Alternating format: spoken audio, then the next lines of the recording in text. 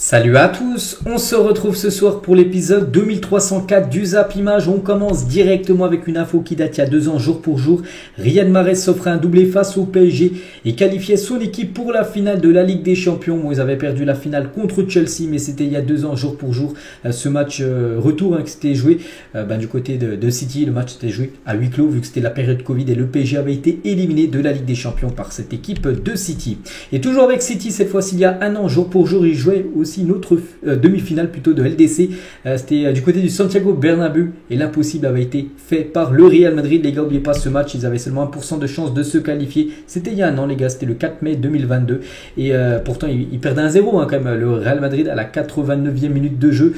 City avait plus de goal average, vous avez gagné le match aller 4-3, mais c'est bien le Real Madrid qui s'était imposé 3-1 avec un doublé de Rodrigo en l'espace de 2 minutes et après un but de Karim Benzema. Et du coup, c'était qualification du Real Madrid pour cette finale de LDC. C'était il y a 1 an, jour pour jour. Toujours avec City, les gars. Il y a City hier qui s'est imposé. On a parlé à midi, une victoire 3-0. Donc, Pep Guardiola en sens Haaland, il a dit, son nombre de buts est incroyable. Tant de buts importants qui nous ont permis de gagner des matchs. Il est unique en tant que joueur, mais aussi en tant que personne. Il méritait cette aide d'honneur, parce que j'en ai parlé à midi, les gars, sur ma chaîne principale. Il a eu aide d'honneur tout simplement. Erling Haaland, il est passé au milieu de tout le monde parce que maintenant c'est lui le recordman du nombre de buts inscrits sur une saison du côté de l'appel. 35 buts pour Haaland.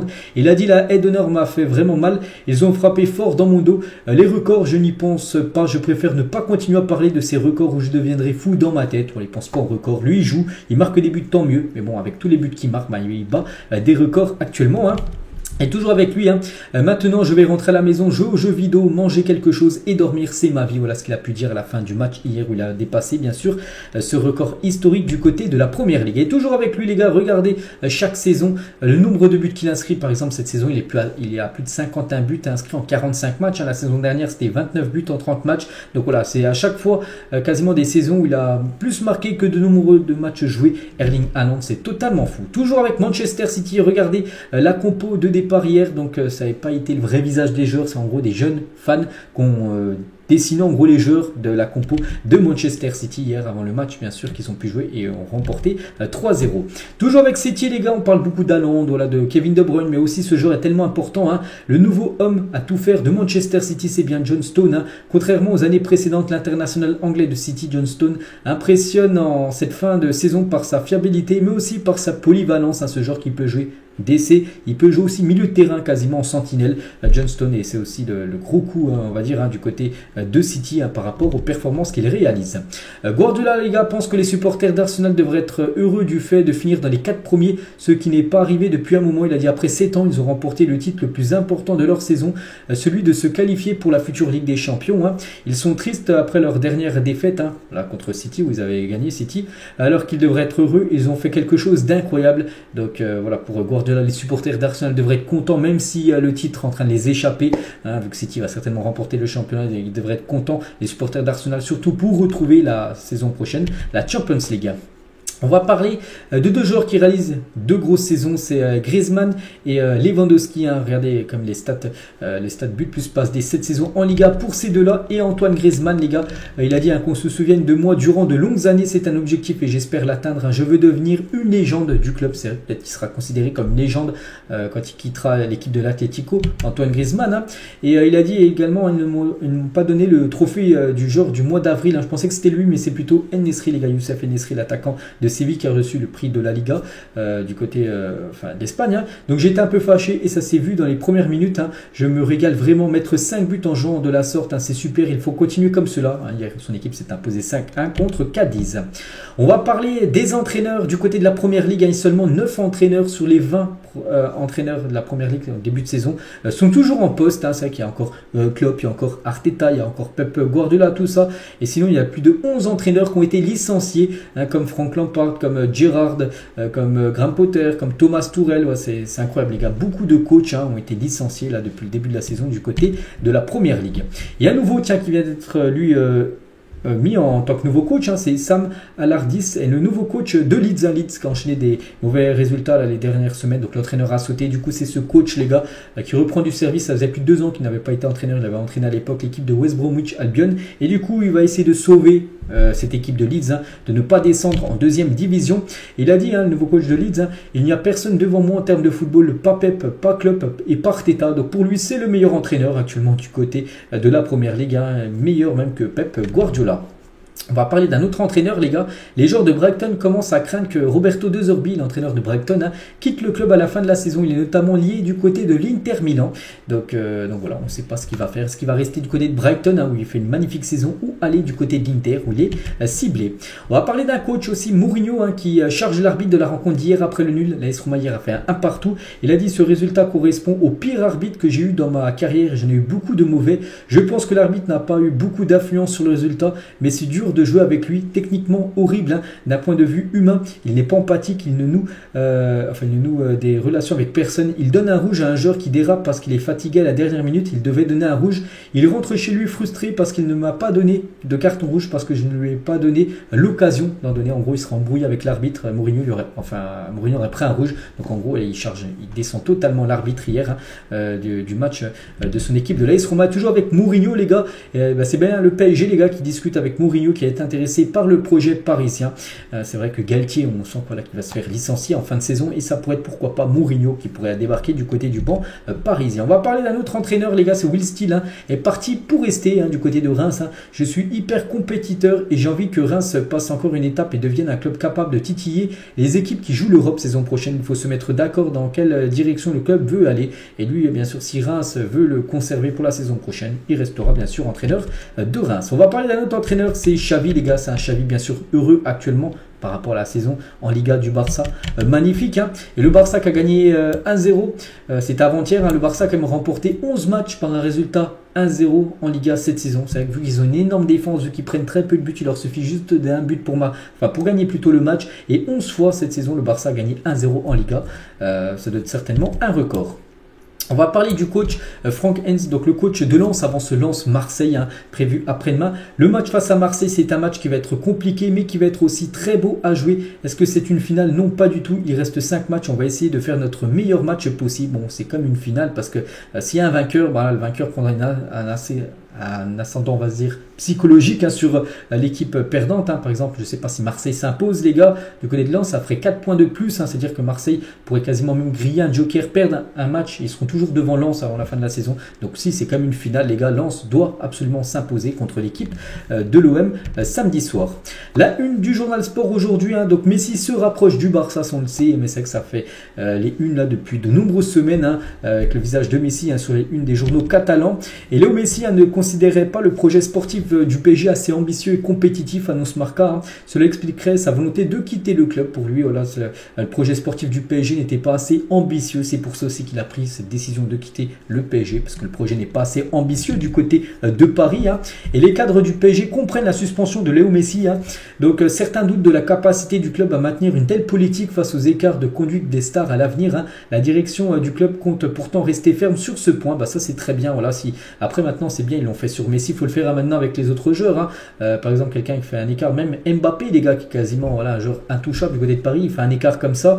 Lui aussi doit être sanctionné. Donc maintenant, en espérant que le PSG aille dans cette voie-là, vraiment que si les joueurs font un petit peu n'importe quoi, qu'ils soient lourdement, on va dire, sanctionnés par le club. Et la sanction à l'égard de Léo Messi apparaît comme un tournant dans la façon dont le PSG gère ses stars et leur éventuel écart. Une nouvelle ligne que le club semble décider à tenir dans le futur. On espère. Et c'est que le PSG, les gars, ne souhaite plus, à court terme en tout cas, recruter de stars, entre guillemets. 3 critères sont ciblés dans le projet du club depuis un an. Donc la jeunesse, tout d'abord. Ils préfèrent plutôt recruter des joueurs jeunes que des joueurs âgés. Des joueurs français et des joueurs d'équipe qui mouillent le maillot. Voilà, c'est ce que vise maintenant le PSG sur les futurs mercato. Et toujours avec le PSG concernant ce qui se passe actuellement aussi autour du club. Donc le PSG a renforcé la sécurité devant le camp des loges et devant le domicile de Neymar, Lionel Messi, Marco Verratti. Parce que on a parlé beaucoup de Neymar, Léo Messi, mais aussi Marco Verratti, les gars, a été critiqué, insulté par les supporters du PSG. Donc lui aussi, sécurité renforcée devant chez lui, tout simplement. Le like, attendez, on va voir comme ça. Le like de Neymar, les gars, sur Instagram. Donc voilà, en gros, c'est une photo de Messi et Neymar à l'époque du côté du maillot enfin du côté du Barça bien sûr, hein, et en légende, hein, qui a pu être inscrit, enfin le titre, hein, c'est je sais pas ce que vous pensiez la même chose. Ils étaient très heureux à ce moment-là et Neymar a liké ça. Donc, quand c'est marqué, ils étaient très heureux à ce moment-là. Donc Neymar, oui, bien sûr, il est peut-être nostalgique tout simplement, hein, de l'époque du FC Barcelone. Et la traduction de la vidéo likée par Neymar sur Instagram hier, hein, donc cette équipe du PSG est la pire de ces dernières années. Pourquoi? Parce qu'ils ont renouvelé leur prince pour un montant extraordinaire. Donc là, on pense bien sûr, il parle de Mbappé, hein. L'attitude des fans est petite, celle de la direction est minuscule. Donc c'est pas lui qui a marqué ça, mais en gros il a liké, c'est-à-dire qu'il valide en gros, hein, ce texte, hein, voilà, qui a été mis sur les réseaux sociaux, que Neymar tout simplement a liké. Et toujours avec Neymar, hein, le PSG va écouter les offres pour Neymar cet été. C'est avec Neymar un long contrat jusqu'en 2027, hein, encore 4 ans de contrat, mais Neymar, voilà, pas sûr qu'il reste du côté du PSG. Après le gros problème c'est son gros salaire. Il faudrait qu'une équipe, je sais rien, une équipe comme Chelsea qui dépense beaucoup, propose le même salaire qui touche du côté du PSG pour que ça soit faisable, on va dire, un transfert de Neymar ailleurs. Et c'est vrai que ça certainement la fin de la MNM, parce que Messi, voilà, quittera le PSG. Neymar, on vous a dit, s'il y a une belle offre, il pourrait quitter le club, il restera plus peut-être que Mbappé, les gars. Donc c'est vrai que c'est la fin de ce trio, pourtant qu'on pensait qu'elle allait tout rafler. Puis du coup, ils ont raflé seulement la Ligue 1 et le trophée des champions, hein. C'est quand même très peu, hein. C'est dommage parce que vraiment il y a de la qualité énorme, hein, dans ce trio d'attaque. Toujours avec Paris, les gars, et c'est officiel, Nuno Mendes est forfait jusqu'à la fin de la saison. Il est victime d'une lésion haute de l'ischio-jambier droit. On lui souhaite un bon rétablissement, bien sûr, à Nuno Mendes, l'un des seuls joueurs satisfaisants, on va dire, cette saison du côté de Paris. Sadio Mané, les gars, récemment été proposé au Paris Saint-Germain. Les dirigeants parisiens ont pris acte de l'intérêt, voilà, de Sadio Mané. C'est que Mané, on sait que lui aussi c'est compliqué son aventure du côté du Bayern, donc pas sûr que ça soit encore un joueur du Bayern saison prochaine, et pourrait peut-être intéresser cette équipe du Paris Saint-Germain. La une du journal Marca aujourd'hui, affaire conclue. Et c'est Bellingham, hein, qui fait cette une, hein. Donc on parle beaucoup de Bellingham, hein, soit à City, soit au Real. Ça y est, les gars, d'après Fabrizio Romano, il a choisi de rejoindre le Real Madrid. Il est très proche de signer, enfin le Real est très proche de signer Jude Bellingham. Donc montant compris entre 100 et 120 millions d'euros. Ça doit être aux alentours, voilà, de ces prix-là, peut-être 120 millions d'euros avec le bonus compris. Donc voilà, bien sûr c'est un gros montant, mais moins que ce que proposait comme l'équipe de City. Un City offrait plus d'argent, ils étaient prêts à remonter jusqu'à plus de 140 millions d'euros, l'équipe de City. Mais Bellingham a choisi le Real Madrid, un peu comme Tchouaméni la saison dernière. Le PSG proposait plus que le Real Madrid, mais Tchouaméni après, Monaco l'a vendu au Real que au PSG. C'est un peu le même cas, on va dire, pour Jude Bellingham, hein. Donc il devrait signer un contrat de 6 ans au Real Madrid, le Lyon au club jusqu'en 2029, hein. Donc voilà, en gros jusqu'à la fin du siècle, on peut dire, hein. Donc de la décennie plutôt, parce que siècle, il sera peut-être un peu trop vieux là, Jude Bellingham. Et le Real Madrid, les gars, a sécurisé son milieu pour la prochaine décennie avec ces quatre là. Donc déjà Camavinga, Tchouaméni, Fede Valverde, maintenant Jude Bellingham. Regardez, ils sont très jeunes, hein. C'est le plus vieux, c'est Fede Valverde, il a seulement 24 ans, donc très jeune. Tchouaméni 23, Camavinga 20, et le plus petit maintenant, enfin le plus petit en âge, hein, c'est Bellingham, seulement 19 ans. Donc voilà, bien sûr, c'est quasiment fait. On va parler de Sabri, PSG ou rien, affirme avoir été payé 1000 euros par match, hein, par le PSG, pour partager des choses positives sur le club et l'organisation. C'est lui qui l'a confirmé sur ses réseaux sociaux, je vous apprends rien, les gars, c'est lui qui l'a dit. Donc il a dit que son contrat se termine avec le PSG au 13 juin prochain. Et quelqu'un lui a dit: tu étais payé combien par match, hein? Il a dit 1000 euros par match, hein. Romain Molina avait raison. Romain Molina l'avait dit, hein, il y a quelques semaines, il a fait une interview, voilà, sur le PSG, tout ça. Il avait dit que Sabri parisien là était payé quand même 1000 euros par le PSG, voilà, pour dire des choses bien sur le PSG. C'était bien vrai, hein, parce que Sabri parisien l'a confirmé. Les influences de la 33e journée en Ligue 1 qui s'est jouée là, toute la semaine, hein, donc des matchs hier, avant-hier, hein, les 2 matchs en retard, plus tous les matchs dimanche dernier. Donc où il y a le plus de monde, c'est du côté de Marseille, il y a plus de 64 000 personnes, hein, devant le Parc des Princes, plus de 41 000 personnes, hein, pour ce Paris-Lorient dimanche dernier. Toujours avec la Ligue 1, vu que le dernier match a été joué hier entre l'équipe de Nantes et l'équipe de Brest, on peut voir l'équipe type de cette 33e journée de Ligue 1 après tous les matchs joués.